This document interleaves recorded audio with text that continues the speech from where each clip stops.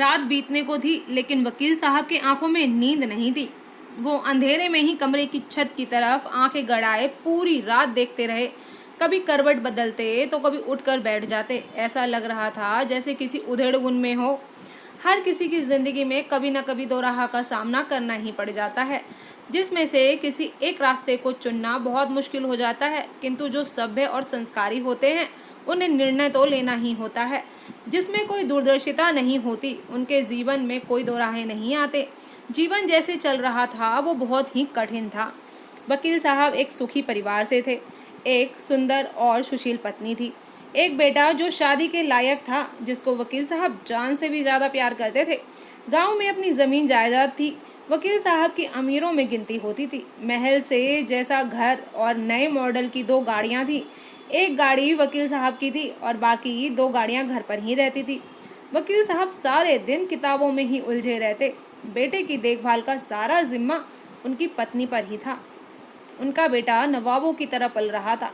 जब भी पैसों की जरूरत होती, माँ कभी मना नहीं करती।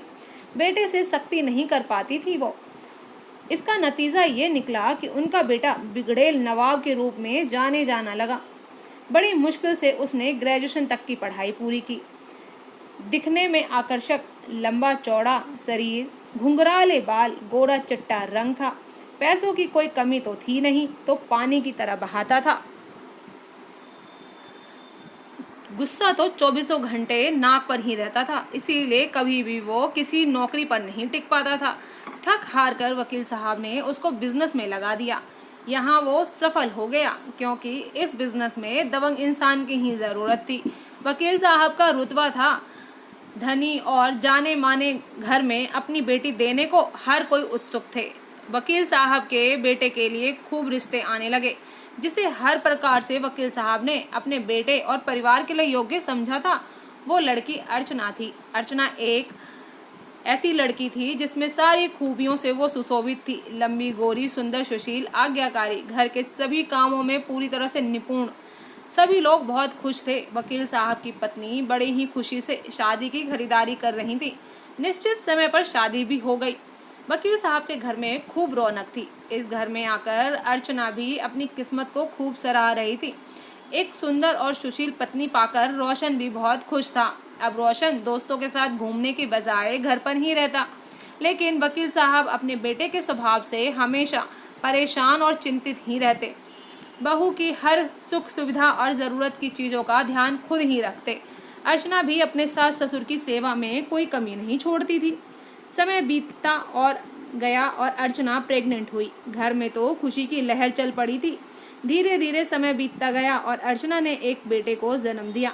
वकील साहब और उनकी पत्नी दादा दादी बन गए थे।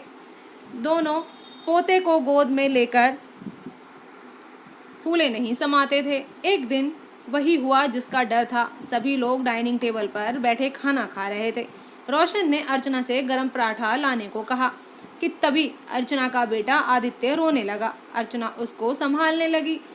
वकील साहब के नवाबजादे ने अपनी तौहीन समझ ली इस बात को और खाने की प्लेट उठाकर फेंक दिया। माता पिता को उसके गुस्से से वाकिफ पहले से ही थे, लेकिन अर्चना के लिए पति का ये रूप नया था।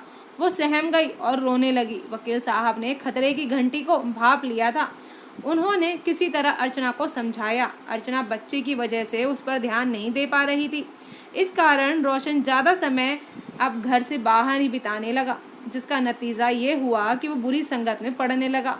उसके बाद इस तरह की घटनाएं अक्सर घटने लगी। वो तो अर्चना मायके से अच्छे संस्कार लेकर आई थी, इसीलिए घर को अखाड़ा नहीं बनाना चाहती थी। वो हर संभव कोशिश करती थी कि रोशन कोई कलेश ना करे और वो चुप सुनती रहती, लेकिन अर्चना की चुप्पी ने वकील साहब के बेटे की हिम्मत बढ़ा दी। अब वो कभी कभी अर्चना पर हाथ भी उठा देता। अर्चना को ये सब बहुत बुरा लगता था, लेकिन अपने सास ससुर का ख्याल करके बेचारी चुप ही रह जाती, क्योंकि उसके सास ससुर से अर्चना को कोई भी शिकायत नहीं थी। वकील साहब और उनकी पत्नी अर्चना को अपनी बेटी से भी ज़्यादा प्यार करते थे। गुस्से वाला तो रोशन पहले से ही था, लेकिन अब हरदम मारपीट का माहौल अर्चना से घर के माहौल में बना रहता। हर दम मारपीट की माहौल अर्चना से ये सब अब बर्दाश्त नहीं हो रहा था। अब तो रोशन कभी कभी रात को भी घर नहीं आता। वकील साहब की चिंता बढ़ती ही जा रही थी। बेटे को बहुत बार समझाने की कोशिश की, लेकिन रोशन का मन तो कहीं और ही उलझ गया था। अब तो अर्चना की ओर देखना भी पसंद नहीं करता था वो। एक बार तो अर्चना में किया सब कुछ छोड़ छाड़ कर अपने मायके चली जाऊं, लेकिन माँ बाप के संस्कार ऐसे थे कि ये कदम उठाने की इजाज़त नहीं दी। एक दिन तो हद ही पार हो गई। रोशन नशे के धुत में लड़खड़ाता हुआ घर आया और अर्चना को घर से निकल जाने का आदेश दे दिया। वकील साहब ने उसको बहुत समझाने की कोशिश की, लेकिन वो कहा समझने वाला इंसान था। रोशन ने तो आज अपने पिता के साथ भी बहुत बुरा व्यवहार किया। अर्चना पहली बार इस दिन कुछ बोलना चाह रही थी कि तभी रोशन ने उसको धक्का मार दिया। अचानक से धक्का लगने से अर्चना गिर पड़ी और साथ में आदित्य भी गोद में ही था। दोनों ही औंधे मुंह गिर पड़े। अर्चना ने किसी भी तरह अपने बेटे को तो बचा लिया, लेकिन अर्चना का मुंह जमीन में जा लगा। अर्चना के सर में चोट लग गई और खून बहने लगा। आदित्य बेतहासा रोए जा रहा था। रोशन की माँ ने कुछ कहना चाहा तो उन्हें भी चुप करा दिया। परिस्थिति बहुत बेकाबू हो गई थी। वकील साहब बेटे की इस हरकत से बहू के सामने बहुत शर्मिंदगी महसूस कर रहे थे। बेटे को समय पर ना रोकने का नतीजा अब उनके सामने था। वकील साहब ने डॉक्टर को बुलाया और बहू की मरहम पट्टी करवाई। वकील साहब ने डॉक्टर से झूठ बोल दिया कि बहू सीढ़ियों से नीचे गिर गई थी। अभी तक अर्चना ने अपने मायके में कुछ भी नहीं बताया था। वह पढ़ी लिखी लड़की थी। उससे जहाँ तक हुआ अपने सहनशीलता दिखाई, लेकिन ये सब कब तक? ये सवाल अब अर्चना के जहन में बार बार उठने लगे थे। आदित्य के भविष्य का भी सवाल था। बहुत सोचने के बाद अर्चना ने घर छोड़ने का फैसला ले ही लिया। आंखों में आंसुओं के साथ उसने सास ससुर से विदाई ले ली। आज वकील साहब के पास बोलने के लिए कोई शब्द ही नहीं था। वकील साहब ने अर्चना को ड्राइवर के साथ उसके मायके छुड़वा दिया, क्योंकि अर्चना के पिता का सामना करने की हिम्मत वकील साहब में नहीं थी। अर्चना अपने पिता के दरवाजे पर खड़ी थी।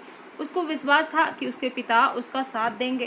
कांपते हाथों से उसने घर का डोरबेल बजाया। दरवाजा अर्चना के पिता ने ही खोला था। अपनी बेटी के सर पर पट्टी बंधी देखकर उनका कलेजा मुंह को आ गया। अनुभवी आदमी थे, देखते ही पल भर में सारा माजरा समझ गए।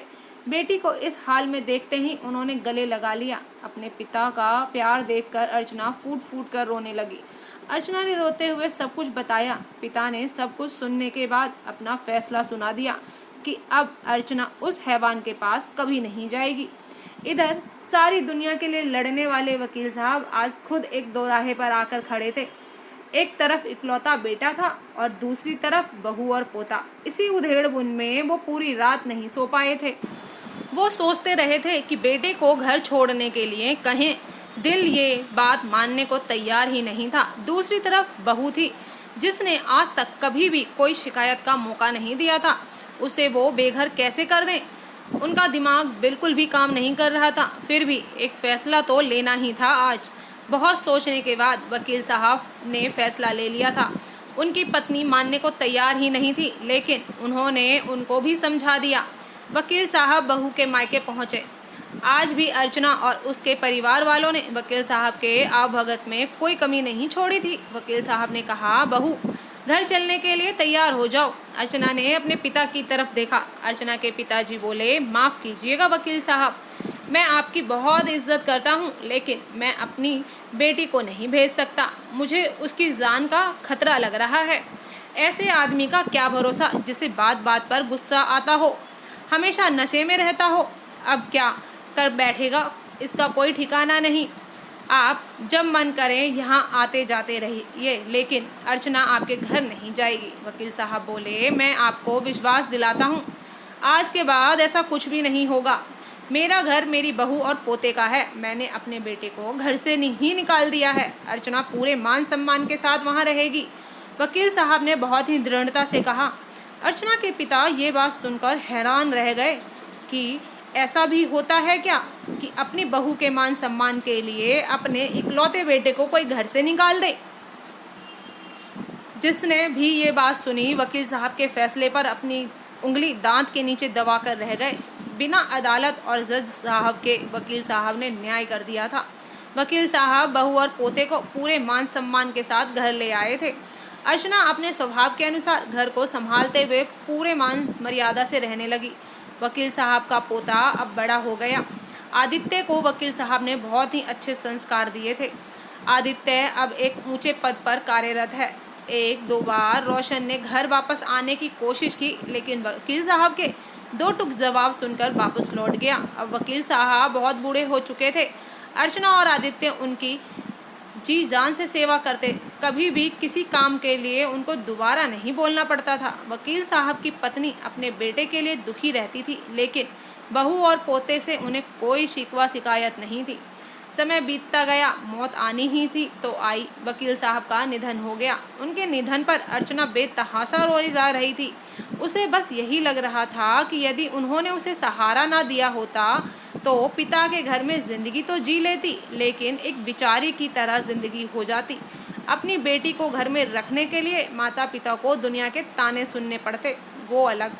अब दाह संस्कार की बारी आई। वकील साहब का बेटा भी पिता के अंतिम दर्शन के लिए मौजूद था और वो अपने पिता का अंतिम संस्कार करना भी चाहता था, लेकिन वकील साहब ने सबसे पहले मरने से पहले उन्होंने बोला था कि मेरा अंतिम संस्कार करने से पहले उनकी वसीयत तुरंत पढ़ी जाए। उसके मुताबिक वसीयत पढ़ी भी गई। वसीयत में लिखा था कि मेरे अंतिम संस्कार का कार्य मेरे पोतों के हाथ ही संपन्न कराया जाए। मेरी पत्नी के निधन के उपरांत मेरी सारी जायदाद मेरी बहू के नाम पहले से ही सब लिखी गई थी। अपनी जीते ज़िंदगी ही सारे कागजातों को वकील साहब बनवा कर गए थे। जिसने भी वकील साहब का ये फैसला सुनकर दंग रह गया था। वकील साहब ने एक ऐसा न्याय किया था जो हर कोई माँ बाप नहीं कर पाते। अपने सगे बेटे को छोड़कर उन्होंने दूसरे की बेटी को सहारा दिया था। वकील साहब ने जाते जाते भी समाज के सामने एक उदाहरण प्रस्तुत कर दिया था। तो दोस्तों, आज की कहानी आपको कैसी लगी ज़रूर बताइएगा। और सच में अगर ऐसे सास ससुर हों तो किसी की भी बेटी ना मायके में ना रहे। तो आप बताइएगा आपको कैसी लगी। चैनल पे अगर न्यू है तो सब्सक्राइब ज़रूर करिएगा। पुराने हैं तो कहानी पूरी सुनने के लिए धन्यवाद। फिर मिलती हूँ आपको एक नई कहानी के साथ। Bye bye.